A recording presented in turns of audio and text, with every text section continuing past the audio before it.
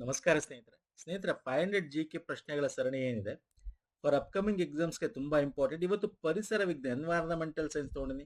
ಇತ್ತೀಚೆಗೆ KLA ಬಂದಿತ್ತು ಒಂದಷ್ಟು ಕ್ವಶನ್ಸ್ಗಳು, ಅದನ್ನ ತಗೊಂಡು ಡಿಸ್ಕಸ್ ಮಾಡೋಣ. ಗೊತ್ತಾಗುತ್ತೆ ಹೆಂಗ್ ಬರುತ್ತೆ, ಯಾವ ತರ ಇರುತ್ತೆ ಏನು ಅಂತ. ಇದು 48ನೇ ವಿಡಿಯೋ. ನಾವು ಪ್ರೀವಿಯಸ್ ಮಾಡಿರ್ತಕ್ಕಂಥ ಎಲ್ಲ ಗೆ ಸಂಬಂಧಪಟ್ಟಂತೆ ಪ್ರೀವಿಯಸ್ ಇಯರ್ ಕ್ವಶನ್ಸ್ಗಳು, ಕರೆಂಟ್ ಅಫೇರ್ಸ್ಗಳು, ಸೊ ಎಲ್ಲ ಕೂಡ ಈ ಸ್ಟ್ಯಾಟಿಕ್ ಕ್ವಶನ್ಸ್ ಅಲ್ಲಿ ಹೆಂಗ್ ಬರುತ್ತೆ ಈ 500 GK ಸೀರೀಸ್ ಅಲ್ಲಿ ಮಾಡ್ತಾ ಇದೀವಿ. ಸೊ ನಿಮಗೆ ಇಲ್ಲಿ 50+ ವಿಡಿಯೋಸ್ಗಳು ಸಿಗುತ್ತೆ, ತಾವು ನೋಡ್ಬೋದು. Fine sir. ಲಿಂಕ್ಗಳನ್ನು ಇದೇ ವಿಡಿಯೋದ ಕೆಳಗೆ ಡಿಸ್ಕ್ರಿಪ್ಷನ್ ಬಾಕ್ಸಲ್ಲಿ ಕೊಟ್ಟಿರ್ತೀನಿ. ಪ್ಲೀಸ್ ಟು ಎಕ್ಸಾಮ್ಗಿಂತ ಮುಂಚೆ ನೋಡಿ, ವೆರಿ ಇಂಪಾರ್ಟೆಂಟ್. ನಮ್ಮ ಟೆಲಿಗ್ರಾಮ್, ಇನ್ಸ್ಟಾಗ್ರಾಮ್ ಫಾಲೋ ಮಾಡೋಣ, ಮಾಡ್ಕೊಳ್ಳಿ ಸ್ನೇಹಿತರೆ. Okay fine, welcome, very good morning. Yes sir, start ಮಾಡೋಣ. ಫೈನ್, ಬನ್ನಿ. ಹಾಗಾದ್ರೆ ಇದು ಫಸ್ಟ್ ಸಿಂಪಲ್ ಕ್ವಶನ್ ನೋಡಿ. ಈ ಕೆಳಗಿನ ಯಾವ ಅರಣ್ಯದ ಪ್ರಕಾರವು ಭಾರತದಲ್ಲಿ ಅತ್ಯಂತ ವ್ಯಾಪಕವಾಗಿದೆ, ಜಾಸ್ತಿ ಇರೋದು ಯಾವುದು ಅಂತ. ಎಷ್ಟು ರೀತಿಯ ಅರಣ್ಯ ಇದೆ? ನಾವು ಅರಣ್ಯ ಡಿವಿಷನ್ ಮಾಡ್ಬೇಕಾದ್ರೆ ಸಬ್ ಡಿವಿಷನ್ ಎಲ್ಲ ಮಾಡ್ಬೋದು. ಇಲ್ಲಿ ತುಂಬಾ ಡೀಟೇಲ್ ಆಗಿ ಹೋಗಕ್ ಹೋಗಲ್ಲ ಅಷ್ಟೊಂದು. ಮೇನು ಒಂದು ಭಾರತದ ಕೇಳ್ತಾನೆ, ಇನ್ನೊಂದು ಕರ್ನಾಟಕದ ಕೇಳ್ತಾನೆ. ಕರ್ನಾಟಕ ಎಕಾನಮಿಕ್ ಸರ್ವೆ ಓದಿದ್ರೆ ಗೊತ್ತಿರುತ್ತೆ ನಿಮಗೆ. ಕರ್ನಾಟಕದ ಕೇಳ್ತಾನೆ, ಭಾರತದ ಕೇಳ್ತಾನೆ. ಭಾರತ ಅಂದ ತಕ್ಷಣ ನೀವು ಕಣ್ಮುಚ್ಕೊಂಡು ತಿಕ್ಕಾಕಿ ಎಲೆ ಉದುರುವ ಅರಣ್ಯ ಅಂತ ಕರಿತೀವಿ. ಎಲೆ, ಅದರಲ್ಲಿ ಎರಡು ರೀತಿಯ ಆಪ್ಷನ್ ಕೊಟ್ಬಿಟ್ಟಿದೆ ಇಲ್ಲಿ. ಉಷ್ಣವಲಯದ ಎಲೆ ಉದುರುವ ಅರಣ್ಯಗಳು, ಉಷ್ಣವಲಯದ ಶುಷ್ಕ ಡ್ರೈ ಅಂತ. ನಮ್ಮಲ್ಲಿ ಮಾಯಿಸ್ಟು ಇದೆ, ಡ್ರೈ ಇದೆ. ಸೊ ಡ್ರೈ ಅಂತ ಏನ್ ಕೊಟ್ಟಿದ್ದಾನೆ, that is wrong actually. So ಹಾಗಾಗಿ the right option is option 3, tropical deciduous forest. ಉಷ್ಣವಲಯದ ಎಲೆ ಉದುರುವುದು. ನಮ್ಮ ಅಲ್ಲಿ ತುಂಬಾ ಈ ಬೇಸಿಗೆ ಟೈಮ್ ಬಂದಾಗೆಲ್ಲ ಉದುರುತ್ತಾ ಇರುತ್ತೆ, ಪುನಃ ವಸಂತ ಕಾಲ ಸಿಗಿರುತ್ತೆ. ಎಲೆ ಉದುರೋ ಕಾಡುಗಳು ನಮ್ಮಲ್ಲಿ ಜಾಸ್ತಿ ಇರ್ತಕ್ಕಂಥದ್ದು. ಅದ್ರಲ್ಲಿ ಶುಷ್ಕನೂ ಇದೆ, ಡ್ರೈ ಇದೆ, ಮತ್ತೆ ವೆಟ್ಟು ಇದೆ. ಐ ವಿಲ್ ಶೋ ಯು ಯಾವ್ದು ಎಷ್ಟೆಷ್ಟು ಪರ್ಸೆಂಟ್ ಇದೆ ಅಂತ. ನೀವು 70 ಇಂದ 100 ಸೆಂಟಿಮೀಟರ್ ಮಳೆ ಬೀಳುವ ಕಾಲಗಳಲ್ಲಿ ನೀವು ಒಣ ಪತನಶೀಲ, ಪತನ ಅಂದ್ರೆ ಎಲೆ ಉದುರುವ. ಓಕೆ. ತೇವಾಂಶವುಳ್ಳ, ಅದು 100-200 ಸೆಂಟಿಮೀಟರ್ ಮಳೆ ಕಡೆ. ಅಂದ್ರೆ ನಾವು ಭಾರತದಲ್ಲಿ ಅತ್ಯಂತ ಹೆಚ್ಚು ಎಲೆ ಉದುರುವ ಕಾಡೆಗಳ ನೋಡ್ತೀವಿ. ಅದರಲ್ಲಿ ಒಣನೂ ಬರುತ್ತೆ, ಶುಷ್ಕನೂ ಬರುತ್ತೆ, ತೇವಾಂಶನೂ ಬರುತ್ತೆ. Okay sir.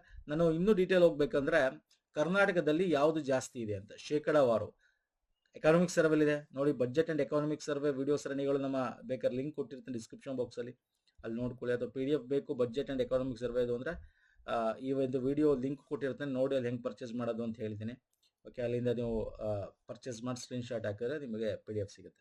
ಅಂಡ್ ಇಲ್ಲಿ ನೋಡಿ, ಇದು ಕರ್ನಾಟಕದ್ದು ಯಾವ ರೀತಿ ಡಿವೈಡ್ ಮಾಡಿದ್ದಾನೆ ಅಂತ ನಿಮಗೆ ಕಾಣಿಸಲ್ಲ ಅಂದ್ರೆ ಒಂಚೂರು ಮ್ಯಾಕ್ಸಿಮೈಸ್ ಮಾಡ್ತೀನಿ. ಓಕೆ,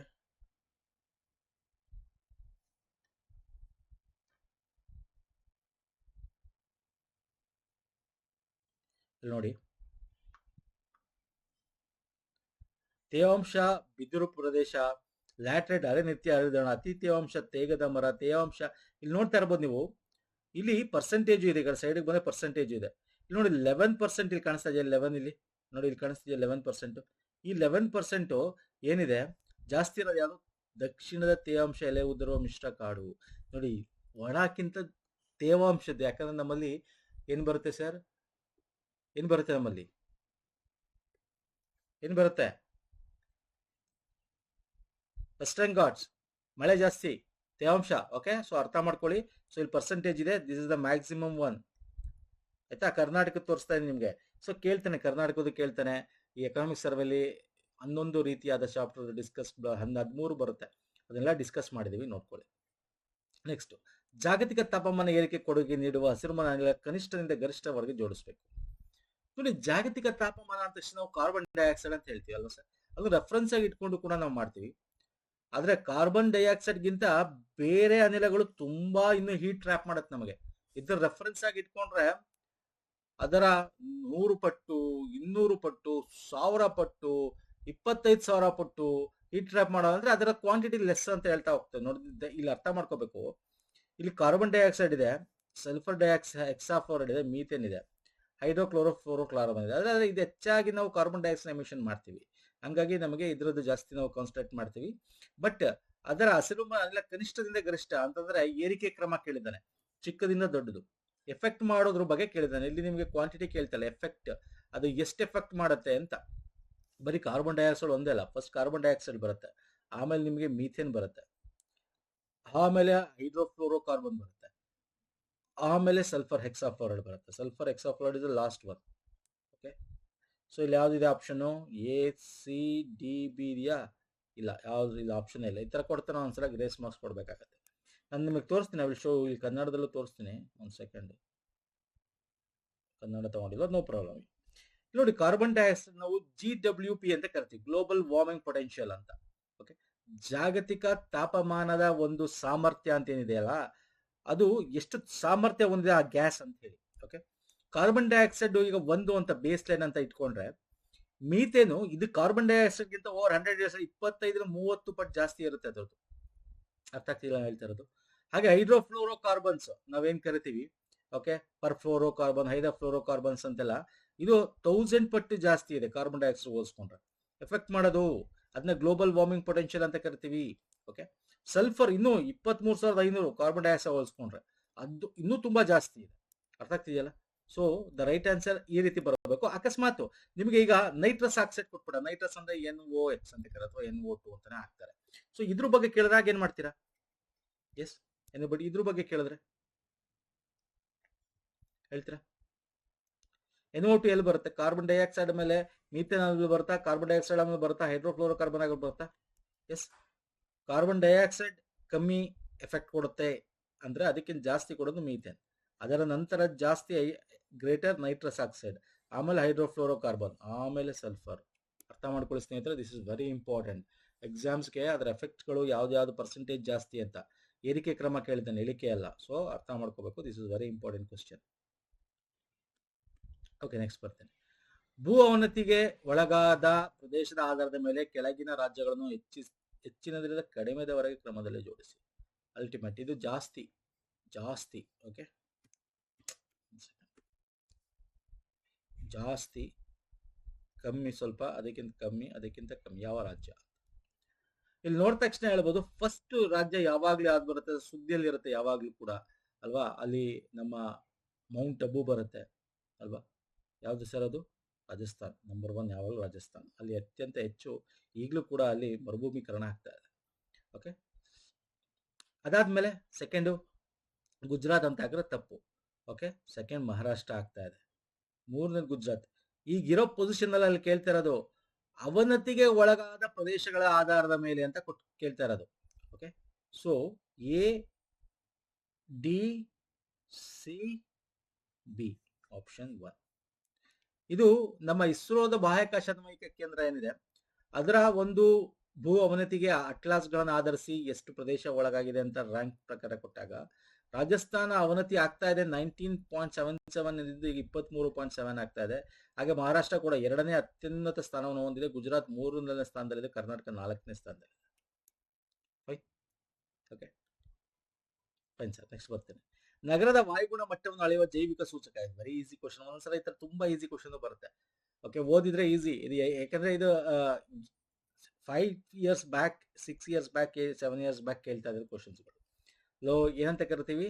ಕಲ್ಲು, ಹೂ, ಲೀಚನ್. ನಾನು ನಿಮ್ಗೆ ಯಾಕೆ ನಾನು ಇಂಗ್ಲೀಷಲ್ಲಿ ತಗೋತೀನಿ, ಇವೆಲ್ಲ ಯಾಕೆ ಇಂಗ್ಲೀಷಲ್ಲಿ ತಗೋತೀನಿ ಇಲ್ಲೆಲ್ಲ ನೋಡಿ, ಯಾಕೆ ಅಂದ್ರೆ ನಿಮ್ಗೆ ನೋಡಿ ಇಂಗ್ಲೀಷಲ್ಲೇ ಕೊಟ್ಬಿಡ್ತಾನೆ. ಈಗ ಲೀಚನ್ಸ್ ಅಲ್ವಾ, ಲೀಚನ್ನ ಕಲ್ಲು ಹೂ ಅಂತ ಕರಿತೀವಿ. ಕಲ್ಲು ಹೂ ಅಂತ ಕೊಟ್ಟರೆ ಇಲ್ಲ ಲೀಚನ್ ಕೊಟ್ಟರೆ ಗೊತ್ತಾಗಲ್ಲ, ಅದಕ್ಕೆ ಇಂಗ್ಲೀಷಲ್ಲೂ ಓದ್ಕೋಬೇಕು ಅಂತ ಹೇಳೋದು ನಾನು. ಓಕೆ, ಸೊ ಕಲ್ಲು ಹೂ ಯಾಕೆ? ಎಲ್ಲಿ ಯಾವುದೇ ಪ್ರದೇಶದಲ್ಲಿ ವಾಯು ಅಂತ ಗ್ಯಾಸ್ ಏನಿದೆ, ವಾಯುಗುಣ ಪ್ಯೂರಿಫಿಕೇಶನ್ ಇಲ್ಲ ಅಂದ್ರೆ ಅದಿರಲ್ಲ ಅಲ್ಲಿ. ಯಾಕಂದ್ರೆ ಇದು ಮೋಸ್ಟ್ಲಿ ಎಫೆಕ್ಟ್ ಆಗೋದು ನಮ್ಮ ಸಲ್ಫರ್ ಡೈಆಕ್ಸೈಡ್ ಇಂದ, ವಿಶೇಷವಾಗಿ ವಾಯು ಮಾಲಿನ್ಯ ಆಗಿದೆ ಅನ್ನೋದು ತೋರಿಸುತ್ತೆ. ಇದಿಲ್ಲ ಅಂದ್ರೆ ಯಾಕಿದು ಕಲ್ಲು ಹೂನೆ ಯಾಕೆ ಅಂದ್ರೆ, ಇದು ಮೇಣದಂತ ಹೊರಪರೆ ಅಥವಾ ಬೇರುಗಳಿರಲ್ಲ, ಜಸ್ಟ್ ಅದು ಮೇಲ್ಗಡೆ ಸುಮ್ಮನೆ ಹಂಗೆ ಅಂಟ್ಕೊಂಡಿರೋ ತರ ಕಾಣಿಸುತ್ತೆ ಅಷ್ಟೇ. ಅದು ವಾತಾವರಣದಲ್ಲಿರ್ತಕ್ಕಂಥ ತೇವಾಂಶ, ನೀರಿನಂಶ, ಪೋಷಕಗಳನ್ನ ಹೀರ್ಕೊಂಡು ಜೀವನ ಮಾಡ್ತಕ್ಕಂಥದ್ದು. ಎಲ್ಲಿ ಮಾಲಿನ್ಯ ಇರುತ್ತೆ ಆವಾಗ ಅದಕ್ಕೆ ಆ ಒಂದು ಸಿಗಲ್ಲ, ಮತ್ತೆ ಮಾಲಿನ್ಯಕರದಿಂದ ಅದು ಜಾಸ್ತಿ ದಿನ ಇರಲ್ಲ, ಸತ್ತೋಗುತ್ತೆ. ಸೊ ಹಾಗಾಗಿ ಅದಿಲ್ಲ ಅಂತ ಅಂದಾಗ ಆ ಪ್ರದೇಶದಲ್ಲಿ ವಾಯು ಮಾಲಿನ್ಯ ಜಾಸ್ತಿ ಇದೆ ಅಂತ ಅರ್ಥ. ಓಕೆ ಫೈನ್ ಸರ್, ನೆಕ್ಸ್ಟ್ ಬರ್ತೀನಿ. ಈ ಕೆಳಗಿನ ಜಾಗತಿಕ ಘಟನೆಗಳನ್ನು ಸರಿಯಾದ ಕಾಲಕ್ರಮ ಜೋಡಿಸಿ. ಎಸ್, ನಾವು ಎನ್ವೈರನ್ಮೆಂಟ್ ಮಾಡಿದೀವಲ್ಲ, ಅದು ನೋಡ್ಕೊಂಡ್ರೆ, ಅದು PDF ನೋಡ್ಕೊಂಡ್ರೆ ಗೊತ್ತಿರುತ್ತೆ ನಿಮಗೆ. ವೆರಿ ಇಂಪಾರ್ಟೆಂಟ್ ಇದು. ಅಜೆಂಡಾ 21 ಅಂತ ತಕ್ಷಣ ನಿಮ್ಗೆ ಅರ್ತ್ ಸಮಿಟ್ ಇದೆ ಸರ್. ಅರ್ತ್ ಸಮಿಟ್ ಅದರ ಡಾಕ್ಯುಮೆಂಟ್ನ ಅಜೆಂಡಾ 21 ಅಂತ ಕರಿತೀವಿ. ಅರ್ತ್ ಸಮಿಟ್ ಅಲ್ವಾ, ಭೂಶೃಂಗಸಭೆ 1992 ಅಂತೀವಿ. ಬ್ರೊಟ್ಲ್ಯಾಂಡ್ ವರದಿ 1987 ಅನ್ಕೋತೇನೆ. ಅದು ಒಂದು ಡಾಕ್ಯುಮೆಂಟ್ನ ತಯಾರಿ ಮಾಡ್ತಾರೆ. ಓಕೆ, SDG ಸಸ್ಟೈನಬಲ್ ಆಗಿ ಯೂಸ್ ಮಾಡಬೇಕು ಅಂತ ಹೇಳಿ. ಸುಸ್ಥಿರ ಅಭಿವೃದ್ಧಿ ಬಂದು 2015 ಪ್ಯಾರಿಸ್ ಅಗ್ರಿಮೆಂಟ್ ಅಲ್ವಾ. ಸ್ಟ್ಯಾಕ್ಹೋಮ್ 19 ಎಷ್ಟು ಇದು 82ನಾ? ಎಸ್. ಹಾಗಾದ್ರೆ ಡಿ ಬಿ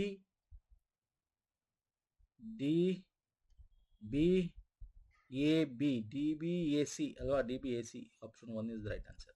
ಓಕೆ, ಇದ್ರ ಬಗ್ಗೆ ಡಿಸ್ಕಸ್ ಮಾಡೋಣ. Yes, D B A C option 1. Brundtland commission report ಅಂತ ಹೇಳಿ, ಅವರ್ ಕಾಮನ್ ಫ್ಯೂಚರ್ ಅಂತ ಹೇಳಿ ಯುನೈಟೆಡ್ ನೇಷನ್ ಡಾಕ್ಯುಮೆಂಟ್ ಬಿಡುಗಡೆ ಆಗ್ತಕ್ಕಂಥದ್ದು 1987 ಅಲ್ಲಿ. ಓಕೆ, ಬ್ರೂಂಡ್ಲ್ಯಾಂಡ್ ಅಂತ ಹೇಳಿ. So this is very when, Brundtland ಅಥವಾ ಬ್ರೂಂಡ್ಲ್ಯಾಂಡ್ ಅಂತ ಕರಿತೀವಿ. ಸೊ ಇದೊಂದು ಡಾಕ್ಯುಮೆಂಟ್ 1987 ಅಲ್ಲಿ ಅಂದ್ರೆ ಸಸ್ಟೈನಬಲ್ ಹೆಂಗೆ ಯೂಸ್ ಮಾಡಬೇಕು ಅಂತ ಹೇಳಿ. ಸೊ ಇದಾದ್ಮೇಲೆ ನಮಗೆ ಮೊದಲ ಪರಿಸರ ಸಮ್ಮೇಳನ ಅಂತಾನೆ ಕರಿತೀವಿ, ಸ್ಟ್ಯಾಕ್ಹೋಮ್ ಸಮ್ಮೇಳನ 1972. ಪರಿಸರ ಅಂತಾರಾಷ್ಟ್ರೀಯ ರಕ್ಷಣೆಗೆ ಘೋಷಣೆ ಮಾಡಿರ್ತಕ್ಕಂಥ ಮೊದಲ ಸಮ್ಮೇಳನ ಸ್ವೀಡನ್ ಸ್ಟ್ಯಾಕ್ಹೋಮ್ ಅಲ್ಲಿ ನಡೀತಕ್ಕಂಥ 1972 ನಡೆಯುತ್ತೆ ಸ್ನೇಹಿತರೆ. 82 ಅಂತ ಹಾಕಿದ್ ನಾನು. ಎಸ್, ಇದು 1972. ಓಕೆ, 1972. ಇನ್ನು ಅರ್ತ್ ಸಮಿಟ್, ನಾವು ಹೇಳಿದ್ವಾ ರಿಯೋ ಘೋಷಣೆ ಅಥವಾ ಕಾರ್ಯಸೂಚಿ ಚುನಾವಣೆ ಅಜೆಂಡಾ 21 ಅಂತಕ್ಕಂಥದ್ದು, ಇವೆಲ್ಲ ನಮ್ಗೆ ಅರ್ತ್ ಸಮಿಟ್ 1992ಗೆ ಸಂಬಂಧಪಟ್ಟ ರಿಯೋ ಅರ್ತ್ ಸಮಿಟ್ ಅಂತ ಏನ್ ಕರಿತೀವಿ. ಇನ್ನು ಪ್ಯಾರಿಸ್ ಅಗ್ರಿಮೆಂಟ್ ಗೊತ್ತೇ ಇದೆ, very important agreement. India signed and ratified in 2016. Okay, ನಮ್ಮ SDG ಗೋಲ್ಗೆ ಸಂಬಂಧಪಟ್ಟಂತೆ 2038 ಟಾರ್ಗೆಟ್ ಇಟ್ಕೊಂಡಿದ್ದೀವಿ. ಇನ್ನೊಂದು 4 ವರ್ಷ ಇದೆ. This is also very important. So ಸರಿಯಾಗಿದೆ ಅಲ್ವಾ? Option 1 S. ಶಿವಮೂರ್ತಿ ಇವೆಲ್ಲ ಬಗ್ಗೆ ನೋಡ್ಕೊಳ್ಳಿ, ಲಿಂಕ್ ಕೊಡ್ತೀನಿ ಬೇಕಾದ್ರೆ ಡಿಸ್ಕ್ರಿಪ್ಷನ್ ಬಾಕ್ಸಲ್ಲಿ, ಅಥವಾ ನಮ್ಮ ಟೆಲಿಗ್ರಾಮಲ್ಲಿ ಶೇರ್ ಮಾಡಿದಿರುತ್ತೆ, ಟೆಲಿಗ್ರಾಮ್ ಫಾಲೋ ಮಾಡ್ಕೊಂಡೆಲ್ಲ ಮಾಡ್ಕೊಳ್ಳಿ ಸ್ನೇಹಿತರೆ. ಓಕೆ, ಇದು ಸಂರಕ್ಷಿತ ಪ್ರದೇಶದ ಹೆಸರು ಕೊಟ್ಟಿದ್ದಾನೆ, ಅದರ ವಿಧ. ಗ್ರೇಟರ್ ಹೆಸರುಘಟ್ಟ ಹುಲ್ಲುಗಾವಲು ಅಂದ್ರೆ ಏನಿದು? ಅಭಯಾರಣ್ಯನ, ಮೀಸಲು ಪ್ರದೇಶನ, ರಾಷ್ಟ್ರೀಯ ಉದ್ಯಾನವನನ, ಪಾರಂಪರಿಕ ತಾಣ, ಅದನ್ನ ಇಲ್ಲಿ ಕೊಟ್ಟಿದ್ದಾನೆ. ಓಕೆ, ಅಪ್ಸರಾ ಕೊಂಡ, ಮುಗುಳಿ ಸಮುದ್ರ ಪ್ರದೇಶ, ಕೊಕ್ಕರೆಬೆಳ್ಳೂರು, ಅಂಶಿ, ಹೊಗ್ರೇಕನ್. ಓಕೆ, ಇದು ಇಲ್ಲಿ ಅದರ ವಿಧ ಕೊಟ್ಟಿದ್ದಾರೆ ನೋಡಿ. ಗ್ರೇಟರ್ ಹೆಸರುಘಟ್ಟ ಹುಲ್ಲುಗಾವಲು ಅಂತಕ್ಕಂಥದ್ದಿದೆಯಲ್ಲ, ಇದು ಬೆಂಗಳೂರು ಹತ್ರ ಬರ್ತಕ್ಕಂಥ ಒಂದು ಸಂರಕ್ಷಣಾ ಮೀಸಲು ಪ್ರದೇಶ ಇದು. ಓಕೆ, ಅಪ್ಸರಾ ಮುಗುಳಿ ಇದೆಲ್ಲ ಬರುತ್ತೆ? ಕೆನರಾ ಹತ್ರ ಬರುತ್ತಾ? ಸೌತ್ ಕೆನರಾ, ನಾರ್ತ್ ಕೆನರಾನ? ಇದು ಏನಿದು ರಾಷ್ಟ್ರೀಯ ಉದ್ಯಾನವನನ? ಎಸ್, ಹೇಳ್ತೀರಾ?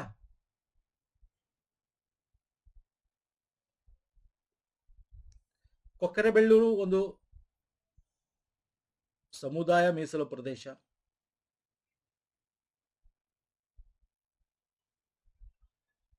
ಇಲ್ಲ, ಅಪ್ಸರಾ ಮುಗುಳಿ ಬಂದು ವನ್ಯಜೀವಿ ಅಭಯಾರಣ್ಯ ಇದು. ಓಕೆ, ವನ್ಯಜೀವಿ ಅಭಯಾರಣ್ಯ ಇದಲ್ಲ.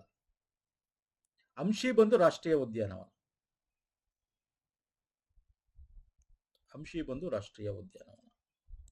ಹೊಗ್ರೇಕನ್ ಬಂದು ಜೀವ ವೈವಿಧ್ಯತೆ ಪಾರಂಪರಿಕ ತಾಣ. So option 3 is the right answer. Sir, ಇದ್ರ ಬಗ್ಗೆ ನೋಡೋದಾದ್ರೆ ಇಲ್ಲಿ ಕೊಟ್ಟಿದ್ದೀನಿ. ಇದ್ರ ಬಗ್ಗೆ ಅಗೇನ್ ನೀವು ಇದು ಎಲ್ಲಿ ಓದಿರ್ತೀರಾ? ನಮ್ಮ ಒಂದು ಅದಕ್ಕೆ ಹೇಳೋದು ನಾನು ನಿಮಗೆ ಸ್ನೇಹಿತರೆ. ನೋಡಿ, ಗ್ರೇಟರ್ ನಾನು ಹೇಳಿದ್ದೆ ಕೂಡ, ನಾನು ಇದರ ವಿಡಿಯೋ ಮಾಡ್ಬೇಕಾದ್ರೆ ಕೂಡ ಹೇಳಿದ್ದೆ.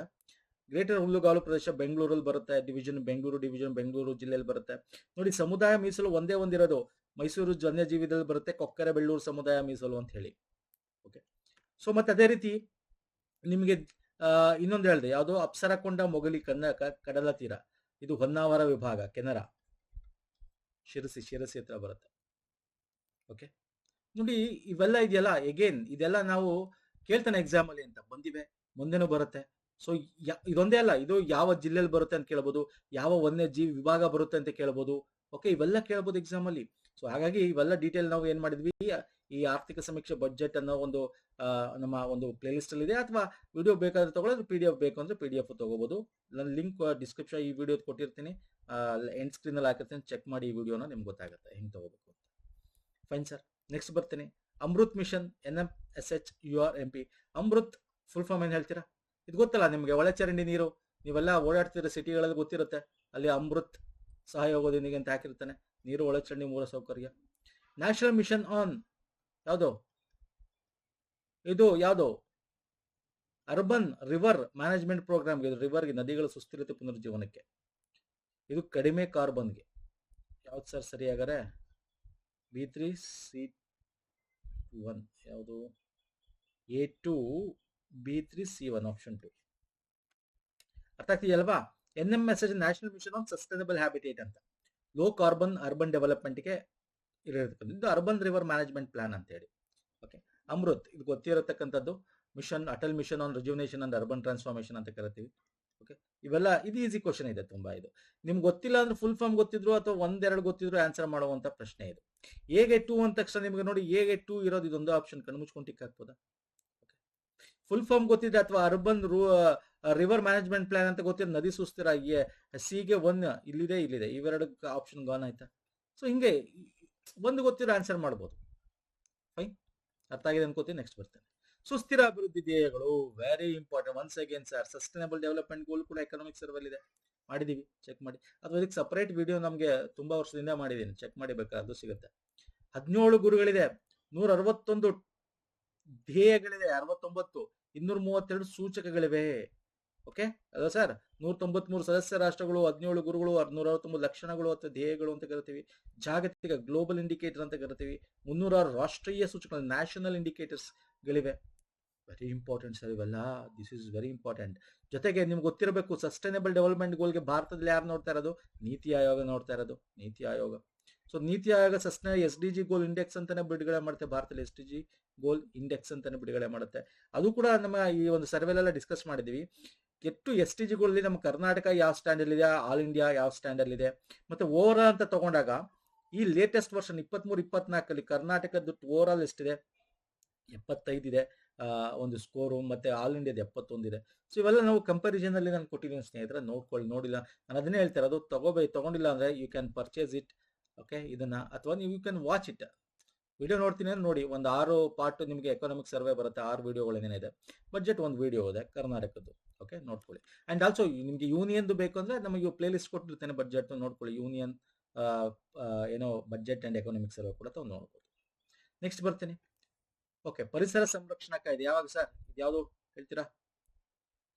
1986 ವಾಯು ಮಾಲಿನ್ಯ ಪ್ರತಿಬಂಧ ನಿಯಂತ್ರಣ ಕಾಯ್ದೆ ಯಾವಾಗ ಸರ್? ಕಾಯ್ದೆ ಯಾವಾಗ ಬಂತು ಅಂತ ಇಸ್ವಿ ಕೇಳ್ತಾನೆ, ಈ ತರದ್ ಕೇಳ್ತಾನೆ ಇದ್ದಾನೆ ಇತ್ತೀಚೆಗೆ. ತುಂಬಾ ಕ್ವಶನ್ಸ್ ಬರ್ತಾ ಇದೆ.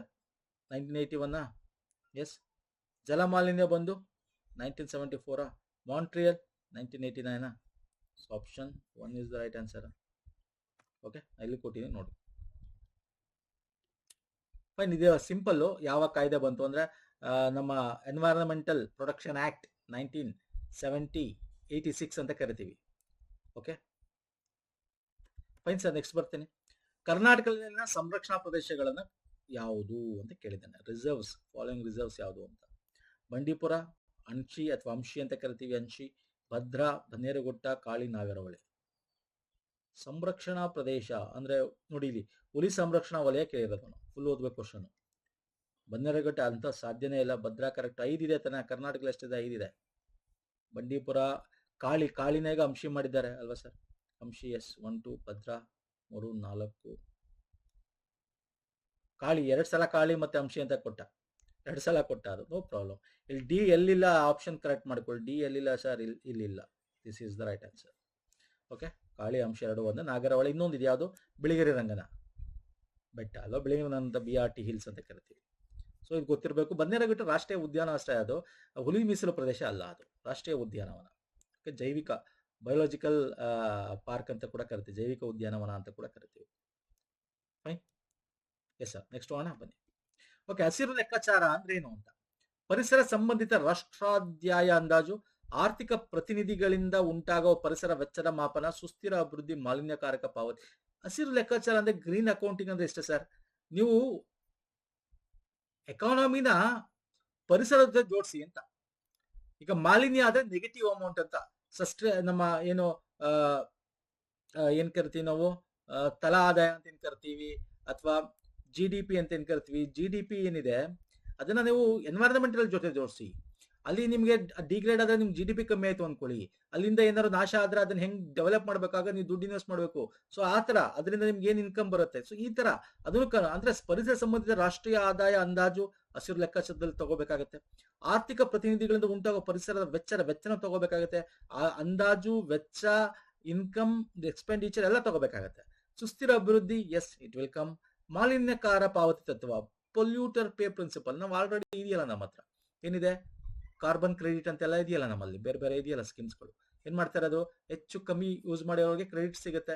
ಜಾಸ್ತಿ ಅವ್ರದ್ದೇನು ಟಾರ್ಗೆಟ್ಗಿಂತ ಜಾಸ್ತಿ ಅವರು ಎಮಿಷನ್ ಮಾಡಿದರೆ ಅವ್ರು ಇಲ್ಲಿಂದ ಪರ್ಚೇಸ್ ಮಾಡ್ಕೊಂಡು ದುಡ್ಡು ಕೊಡ್ಬೇಕು, ಇವ್ರಿಗೆ ದುಡ್ಡು ಸಿಗುತ್ತೆ. ಸೊ ಎಲ್ಲ ಆಪ್ಷನ್ಸು ಕರೆಕ್ಟು, ABCD ಇವೆಲ್ಲ ಹಸಿರು ಲೆಕ್ಕಾಚಾರ ಗ್ರೀನ್ ಅಕೌಂಟಿಂಗ್ ಅಂತ ಇರುತ್ತೆ ಸ್ನೇಹಿತರೆ. ಈಗೇನು ಹೇಳಿದೆ ಅವೆಲ್ಲ ಇಲ್ಲಿ ಡಿಸ್ಕಸ್ ಮಾಡಿದ್ದೀನಿ ನೋಡ್ಕೊ. Okay fine sir, next ಹೋಗ್ಬಿಡ್ತೇನೆ.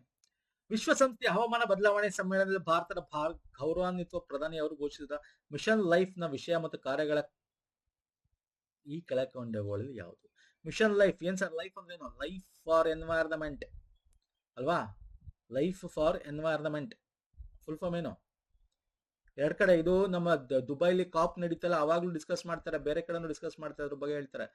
ಅಂದ್ರೆ ಇಂಧನ ಉಳಿಸ್ಬೇಕು, ರೇಟೆಡ್ ಇರ್ತಕ್ಕಂಥ ರೇಟಿಂಗ್ ಇರ್ತಕ್ಕಂಥ ದಕ್ಷತೆ ಇರ್ತಕ್ಕಂಥ ಎಕ್ವಿಪ್ಮೆಂಟ್ಸ್ ಖರೀದಿ ಮಾಡಬೇಕು ಅಂತ, ಗ್ರೀನ್ ಬಿಲ್ಡಿಂಗ್ ಇರಬೇಕು, ಗ್ರೀನ್ ಪ್ರಾಜೆಕ್ಟ್ಸ್ ಇರಬೇಕು ನಿಮ್ದು. ಓಕೆ, ಸೊ ಇಂಧನ ಉಳಿಸಿ, ಎಸ್. ಹೆಣ್ಣು ಮಗುಗೂ ಅದಕ್ಕೂ ಸಂಬಂಧ ಇಲ್ಲ. ಏಕ ಬಳಕೆ, ಎಸ್. ಪ್ಲಾಸ್ಟಿಕ್ ನಿರಾಕರಿಸಬೇಕು, ಇದು ಕೂಡ ಲೈಫ್ ಅಲ್ಲೇ ಬರುತ್ತೆ. ಪ್ಲಾಸ್ಟಿಕ್ ಕಮ್ಮಿ ಅಂದ್ರೆ ಎನ್ವೈರನ್ಮೆಂಟ್ ರಿಲೇಟೆಡ್ ಪಾಸಿಟಿವ್ ನಾವು ಲೈಫ್ ಸ್ಟೈಲ್ ನ ತಗೋಬೇಕು ಅಂತ ಮಿಷನ್ ಲೈಫ್ ಅಂದ್ರೆ ಅಷ್ಟೇ. ಓಕೆ, ತುಂಬಾ ರಿನ್ಯೂಬಲ್ ಅಂದ್ರೆ ಕಾರ್ಬನ್ ಪೆಟ್ರೋಲಿಯಂ ಪ್ರಾಡಕ್ಟ್ ಯೂಸ್ ಮಾಡಬಾರ್ದು, ಪ್ಲಾಸ್ಟಿಕ್ ಯೂಸ್ ಮಾಡಬಾರ್ದು, ಎನ್ವೈರನ್ಮೆಂಟ್ ಎಫೆಕ್ಟ್ ಆಗ್ತಕ್ಕಂಥದ್ದು ಏನೇ ಯೂಸ್ ಮಾಡದೆ ಅದರದ ಒಂದು ಪಾಸಿಟಿವ್ ಇರ್ತಕ್ಕಂಥದ್ದು ನಾವು ಲೈಫಲ್ಲಿ ಅಳವಡಿಸ್ಕೋಬೇಕು. ಈ ಒಂದು ಬಿಲ್ಡಿಂಗ್ ಇಂದ ಹಿಡಿದು ವೆಹಿಕಲ್ ಇಂದ ಹಿಡಿದು. ಓಕೆ, ತಂಬಾಕು ನಿರಾಕರಿಸಿ, ಹೌದು ಇದು ಎನ್ವೈರನ್ಮೆಂಟ್ ಹಾಳು ಮಾಡುತ್ತೆ. ತ್ಯಾಜ್ಯ ಈ ತ್ಯಾಜ್ಯ ತೆಗಿಸ್ಬೇಕು, ಹೌದು. ರೆಡ್ಯೂಸ್ ವೇಸ್ಟ್ ಅಂಡ್ ಈ ವೇಸ್ಟ್ ಅಥವಾ ವೇಸ್ಟ್ ಗಳಿಂದನೇ ತುಂಬಾ ಪೊಲ್ಯೂಷನ್ ಜಾಸ್ತಿ ಆಗ್ತಾ ಇದೆ. ಸೊ ಹಾಗಾದ್ರೆ ಬಿಟ್ಟು ACD ಇದೆಯಾ? ACD ಇದೆಯಾ? ACD ಇದೆಯಾ? ACDE ಅಲ್ವಾ? ಇದೆಯಾ ಸರ್? ACDE. ಓಕೆ, ತಂಬಾಕು ನಿರಾಕರಿಸೋದಿಲ್ಲ, ಇದು ಇದರ ಅಡಿಯಲ್ಲಿ ಬರಲ್ಲ ಅನ್ಕೋತೀನಿ. ಆಪ್ಷನ್ ಇಲ್ಲ, ACE ಇದೆ. ಓಕೆ, ACE ಟಿಕ್ ಮಾಡ್ಕೋಣ. ACE ಟಿಕ್ ಮಾಡ್ಕೋಣ. ಡಿ ಕೊಟ್ಟಿಲ್ಲ ಅವನು. D say no tobacco are important social and health initiative. Life ಅಡಿಯಲ್ಲಿ ಬರಲ್ಲ ಅದು. ಓಕೆ, ಸೊ ಲೈಫ್ ಅಡಿಯಲ್ಲಿ ಏನು ಬರುತ್ತೆ? Save energy, save water, say no to single use plastic, adopt sustainable food system, reduce waste, adopt healthy life style, reduce e waste. Okay, reduce e waste, ಇದು mission life ಅಡಿಯಲ್ಲಿ ಬರುತ್ತೆ. ಇದನ್ನ ಪ್ರಧಾನಮಂತ್ರಿಗಳು first Gujarat ಅಲ್ಲಿ 2022 ಹೇಳಿರ್ತಾರೆ. ಆಮೇಲೆ ಅವರು COP26 ಗ್ಲಾಸ್ಗೋನಲ್ಲಿ ಅಲ್ಲೂ ಹೇಳಿರ್ತಾರೆ, ದುಬೈಲಿ ಹೇಳಿರ್ತಾರೆ, ಇದ್ರ ಬಗ್ಗೆ ತುಂಬಾ ಕಡೆ ಮಾತಾಡ್ತಾರೆ ಇದ್ರ ಬಗ್ಗೆ. Okay, so option C is the right answer. Okay, ಒಂದಷ್ಟು ಡಿಸ್ಕಸ್ ಮಾಡಿದ್ದೀನಿ, ಇಷ್ಟ ಆಗಿದೆ ಅನ್ಕೋತೀನಿ. Environment related KA pattern KL ಬಂದಿರತಕ್ಕಂಥದ್ದು ವೆರಿ ಇಂಪಾರ್ಟೆಂಟ್ ಸ್ನೇಹಿತರೆ. ಇಷ್ಟ ಆಗಿದೆ ಲೈಕ್ ಮಾಡಿ, ಶೇರ್ ಮಾಡಿ, ಸಬ್ಸ್ಕ್ರೈಬ್ ಮಾಡ್ಕೊಳ್ಳಿ. ಪ್ಲೇ ಲಿಸ್ಟ್ ಲಿಂಕ್ ಕೊಟ್ಟಿರ್ತೀನಿ ನಾನು ಏನೇನು ಹೇಳಿದೆ ಎಲ್ಲಾನು ಕೂಡ ಶೇರ್ ಮಾಡಿರ್ತೇನೆ. ಓಕೆ, ಫಾಲೋ ಮಾಡ್ಕೊಳ್ಳಿ. ನಮ್ಮ ಟೆಲಿಗ್ರಾಮ್, ಇನ್ಸ್ಟಾಗ್ರಾಮ್ ಫಾಲೋ ಮಾಡಿಲ್ಲ ಅಂದ್ರೆ ಮಾಡ್ಕೊಳ್ಳಿ, ಲಿಂಕ್ ಡಿಸ್ಕ್ರಿಪ್ಷನ್ ಬಾಕ್ಸ್ ಇರುತ್ತೆ. ಓಕೆ, ಸೊ ಅಲ್ಲೂ ಕೂಡ ನಾವು ಶೇರ್ ಮಾಡ್ತೀವಿ ವಿಡಿಯೋಸ್ಗಳನ್ನ. ನೆಕ್ಸ್ಟ್ ವಿಡಿಯೋ ಪುನಃ ಸಿಗ್ತೀನಿ. ನಮಸ್ಕಾರ, ಧನ್ಯವಾದಗಳು, ಥ್ಯಾಂಕ್ ಯು ಸೋ ಮಚ್.